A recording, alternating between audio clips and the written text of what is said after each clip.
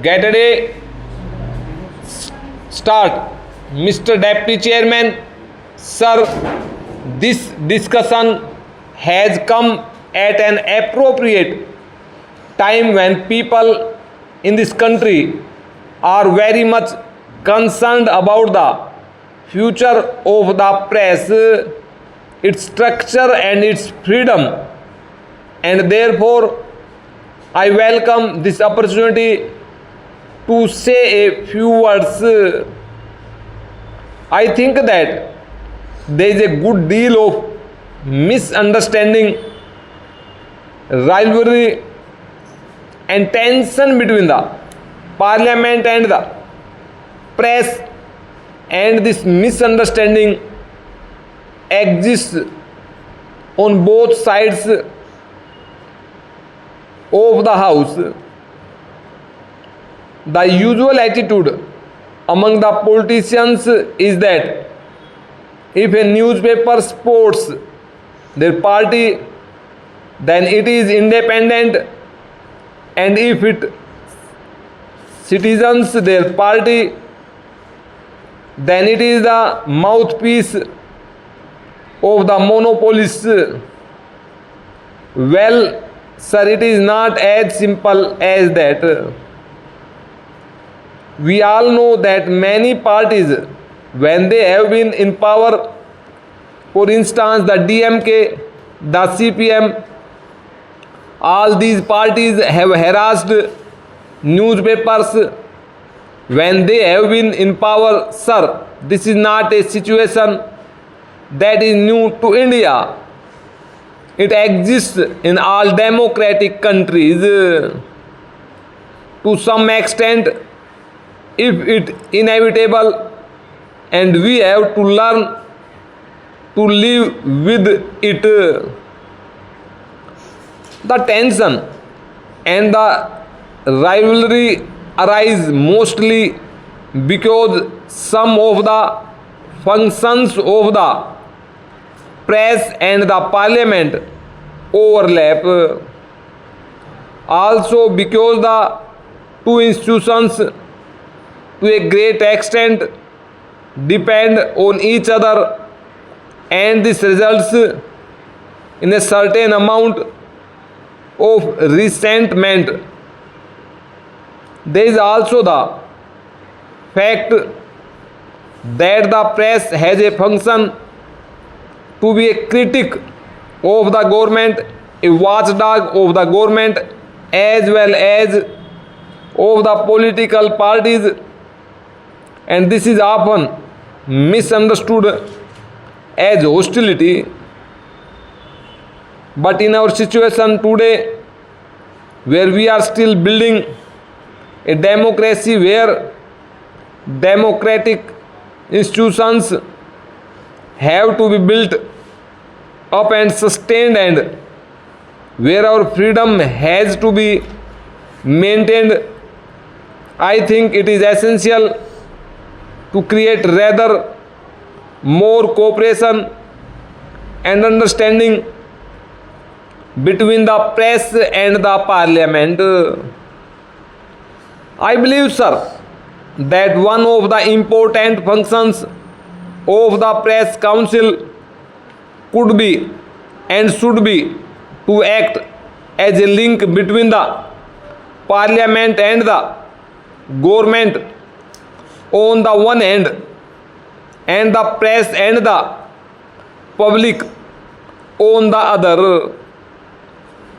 I feel that some of the misunderstandings that have developed since independence between the press and the government are due to certain historical reasons.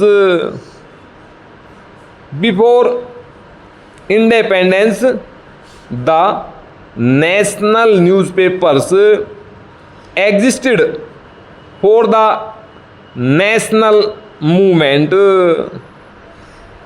There was no conflict between the two.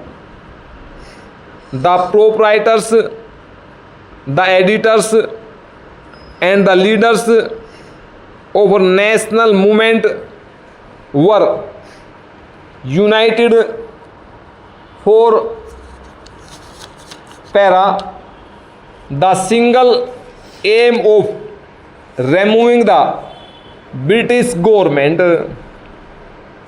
But after independence, the situation became rather different. It is natural that after the achievement of freedom, there would be different interests and different ideologies represented in the press, just as they are represented in parliament. Therefore, to expect the press in India to support the party in power on all issues would be unfair and unrealistic.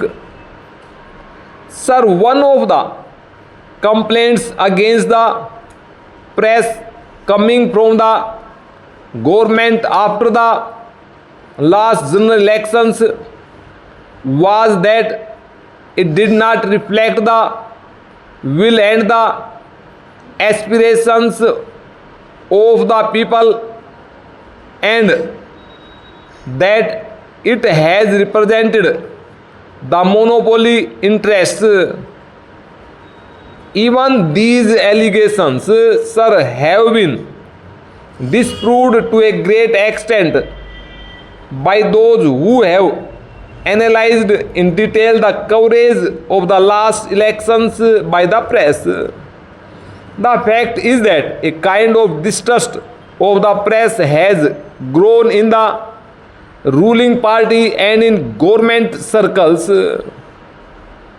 Another feeling is that our major newspapers do not support the basic policies of the government and that they are overcritical. Sir, I would like to say this. If the charge against the press is that they are dependent to a great extent on big business and that they are out of touch with the vast masses of the people, there is some truth in it. But can't it be said about many of our political parties? Can't we say that the Congress party has links with big business? Who can deny that many of our parties often lack a touch with the masses? So, sir, the press on the whole reflects what happens around it, and its situation is very simple to that of most of our political parties and of our political system. Sir, most journalists in this country would admit that there are many faults with the press today. One of the major faults which the members of the press have themselves repeatedly pointed out is that they are not in touch with the large rural areas in the country, and they tend to cater largely to urban middle classes. But the situation can ultimately be remedied only when we have higher literacy and education and development of rural areas. Again, it must be considered that the freedom of the press today is inhibited by the fact that it is run by large business houses and commercial and other interests often impinge on the freedom and integrity of the editor and the journalists who work with him. So we all agree that freedom of the press should be strengthened. The government, the journalists and the public are all agreed on this.